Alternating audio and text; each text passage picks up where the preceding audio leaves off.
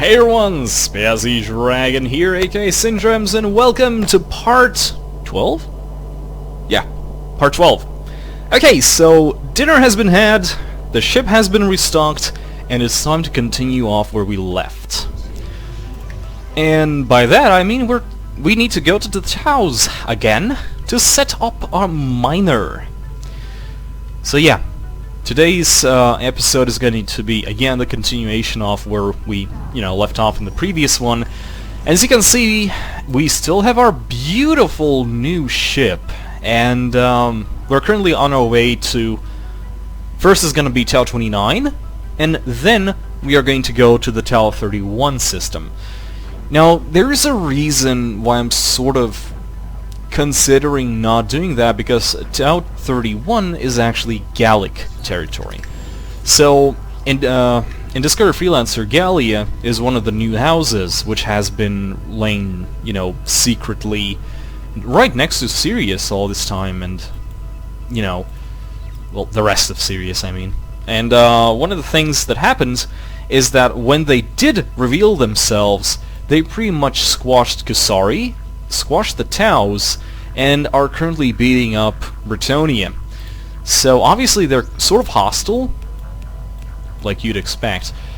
And, I'm not exactly sure whether or not they are going to be hostile to me. I restarted this character off as a Kusarian, so... I think. Wait. Yes, I restarted it as Kusarian, so... maybe they should be neutral to me. Consider we sort of, Kusarian sort of gave up, but okay, there you go. So, first things first, we need to get our butts over there, and I might as well move this ship back to Tau 23 and see if someone wants to, give me ore, or not, and make that miner myself. Yes, that actually sounds a little bit better. It would be very productive if we had our own miner. Actually, we could also, partake in one of the IMG convoys. That'd be cool. Oh, that's an iron name. IMG. Someone loves IMG, or actually maybe someone hates IMG. Tau 39, that's the IMG home system. Probably the former then. Okay, so today's episode's background topic, while so I can talk about something while trade when I'm flying through empty systems right now, is going to be the overall progression. As I already mentioned, every single episode until now, in order to make sure that you have fun in Discover Freelancer, you sort of need to make new characters. To make new characters, you need money. To make money, you need trade, mine, whatever, and that is exactly what we're going to do. One of the ideas that I currently have, which I haven't really tried up until now, is the idea that we might actually go bounty hunting in this thing. So a bounty hunter is pretty much a player who has registered on a specific bounty board, and he gets money for every single hostile he has killed. Obviously, he has to provide proof of the player's destruction, your involvement in it, your ID, their ID, timestamp, and everything else. So I'm just considering, if we are going to meet some pirates on this thing, we might as well be registered on some bounty boards, because if we do kill him, just like that poor outcast guy back when we were still flying around with a bumblebee, then we might as well just get some extra credits for it. But that's just an idea. I really don't know whether or not that's a good idea. I really doubt that this thing is that survivable. I mean, up until now, we've been only attacked by a Mark IV Saber, a Falcata without a CD and only EMP cannons, and a Mark IV Nomad light fighter who has obviously had no idea what to expect from us. Usually it's not that simple. So, perhaps that would be a bad idea, but it's not like it requires any significant amount of effort to do, so we might as well. Actually, since I've started talking about this, we might as well sort of discuss the ways you can make money, because up until this point I showed you how to mine, helium in particular, how to trade, how to, you know, smuggle, like we did with the cardamine from the outcasts, and also how to, you know, work with miners. Okay, first things first, we're in Tau 29. This is the first stop. We need to drop off the subtronics.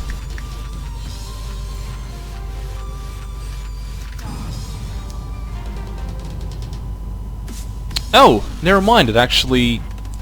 We will get more money by actually selling it off on Holman Outpost. This is where we actually have to take those hazmats anyway. So yeah, that's exactly what I'm going to do. And after that, we can actually go back to Tau 23. Nice. Nice. Nice, nice, nice, nice. So yeah, making money. So, those things aside, there's a whole palette of ways to make money.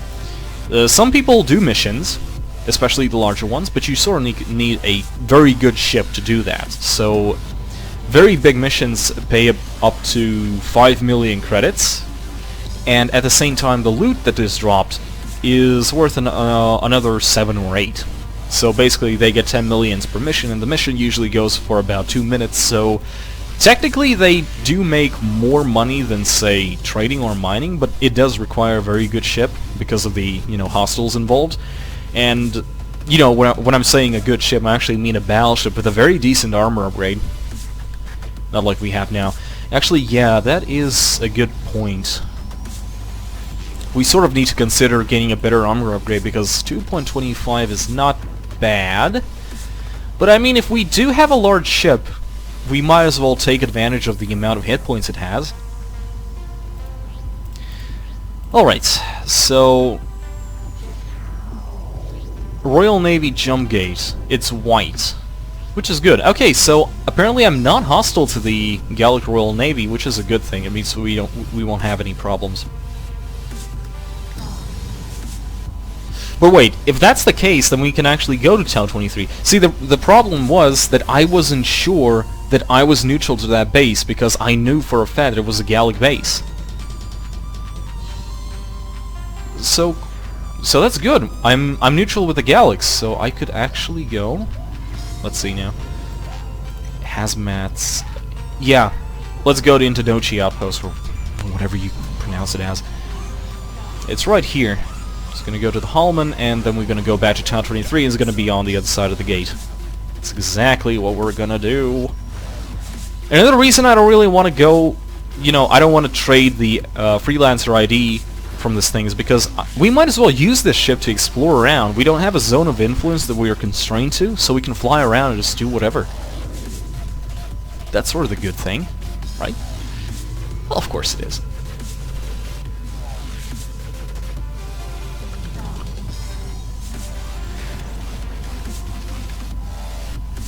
That's exactly what I'm gonna do. We are, yeah, we're gonna sell this off, get that mining ship, and well, the reason I want to make that mining ship is to just to show you guys how the restart commands work again. You know, just in case you forgot. Obviously, saying this, you know, if you're a new player and watching, and you know, haven't got this far.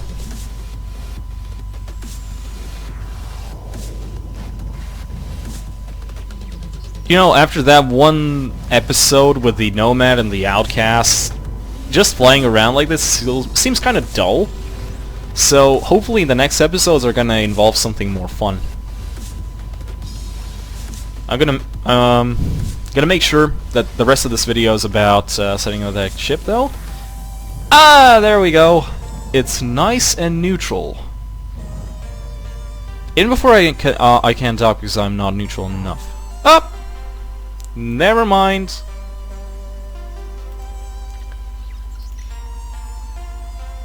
Okay, the hazmats can actually be sold here, but... Oh... Well, I just made a mistake. This actually sells back on Holman. There's that guy! IMG, IMG, IMG, IMG, IMG, IMG, all the IMGs! Yeah, let's sneak away. Well, he doesn't see it. Because that's what people do. That's what traders do. So I already had a few questions about the trading thing in the previous episode, so I'm going to address them now. Someone asked, is there a better choice for, you know, for traders when it comes to scanners in order to, you know, notice hostiles a little bit better? And that really depends on what you're doing. For example, I've made the ship in a way that I could encounter a pirate and give him a hard time, you know, but at the same time I know that I will notice him a little bit faster. The problem is, yes, there is a better scanner for it, and it's called the battleship scanner, and I'm really hesitant to mention it in this video because it might get changed soon enough. Currently the battleship scanner is the most, you know, powerful scanner in the game. You can see players from 20k away. The only problem with that is the fact that when you mount it on a transporter or anything that isn't a battleship, I think, at least on a transport, your power plant regeneration gets reduced to 10%. So obviously, oh, there you go, 2 million. That's not bad. Oh, we're back to 50, which is obviously not enough to fire all the guns and, you know, have a good recharge. So if you get that sort of scanner, you're pretty much trading off any sort of you know, defense with, you know, defense via firepower that you might have. Okay, so this is where we're going to make that new character.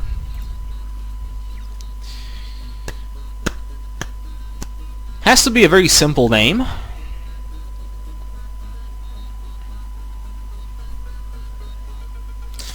Grant. No. Lewis Grant. Lewis Grant. That is going to be our miner. Okay. Restart. Oh, wait, no. Show restarts.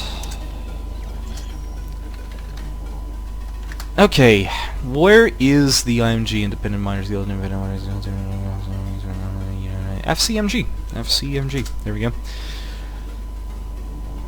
So what we're doing now is we're using the restart command to make a IMG character because it's a lot faster. They have to fly all the way.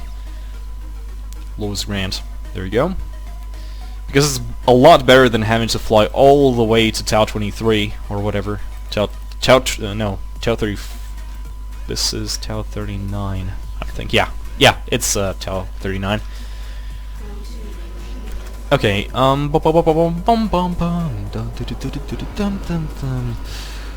Jakarta orbital facilities where we need to go. This is where the mining ships are sold at, which is good.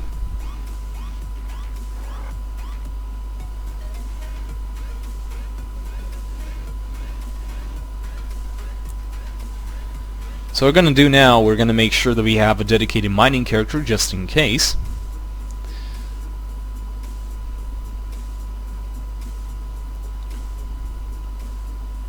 Actually, no, we have to sort of fly to the side so we don't hit the planet.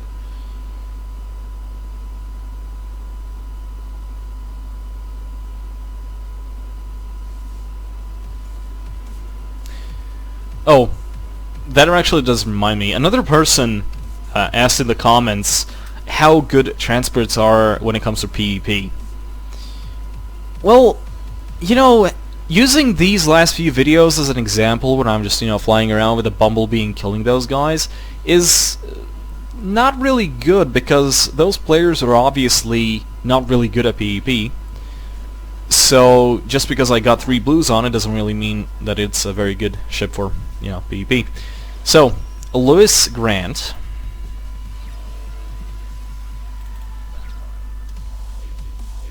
I'm gonna transfer some money for it. Cash. Lewis Grant. No, we need to, you know, have some money on this thing, so let's just go with 35 million credits.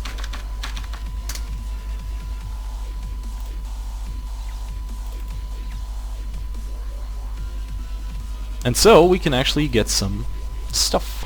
Let's see what queen can I get. The Annapurna, I think it's a mining ship. Yes, it is. This is a medium transport. I don't think it actually has a... Yeah. We'll just go with a Hegemon. It's 22 million credits. It has a reasonable amount, so they fixed it. It used to have a lot less cargo space. It used to have pretty much the same amount of cargo space as the Bumblebee. And that's why I actually bought that, that Kamemo transport that we bought in the previous episode. That's why I actually bought it. But no, this thing actually has more, like, well, only 50, but more cargo space than that thing. Wow, I just done goofed. So obviously we're going to keep the ID.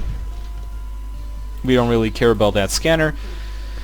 Yeah, Spazzy just done goofed. Oh, we already have this ship already comes with full Dulcians, which is nice. I don't have to, waste money on that. But we are going to sell 2 of these for heavy mining turrets because this is a mining ship after all. The amount of mining turrets has nothing to do with the, with the speed and quality that you're mining with. But okay, so here it is. That's the battleship scanner. 20,000 range, very good. But we sort of want the advanced deep scanner because, first of all, we don't have enough money, and at the same time, I sort of want to, be able to defend myself. Let's go with all shields and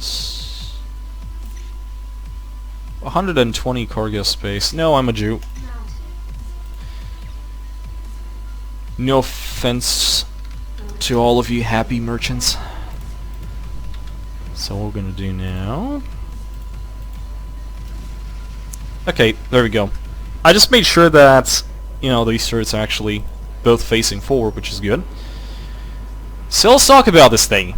This is a Hegemon. As you can see, it is a huge ship. Like, for the amount of cargo it has, it actually is pretty huge. I mean, our previous transports, it's not as wide and it's not as,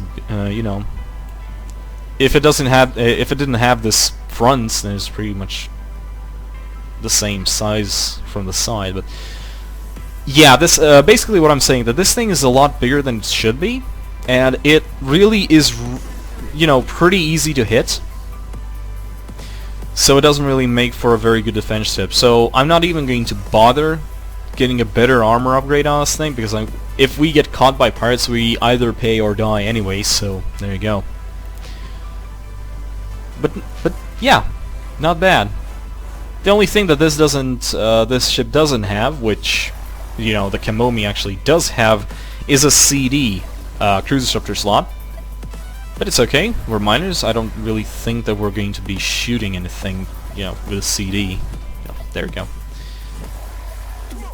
Yeah, another thing that I really don't like about the Hegemon is the fact that the turret placement is actually very wide apart. So it's very, very, very hard to hit something. Like, look at the difference between, say, that turret over there, like this thing over here, and over this thing. It's like, what, 3 or 4 fighters? And Dulcians don't have range. Well, they do have range, but not good enough. So there you go.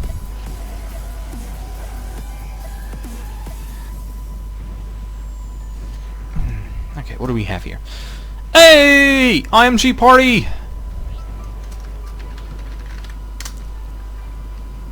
Let's greet them. Oh, that's a lot of miners. Maybe they're even doing a convoy right now. That'd be cool.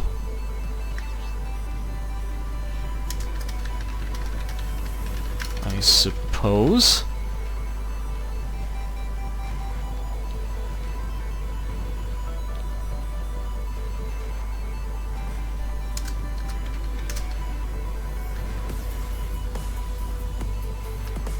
So, it looks like they are going to be making a convoy, which might as well be our next episode then. And let's join their group.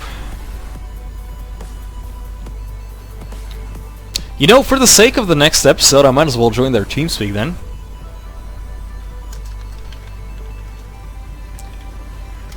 Gladly. Okay, so that's exactly what we're going to do now. I'm going to end this episode here and go join their TeamSpeak, because, you know, TeamSpeak is always fun.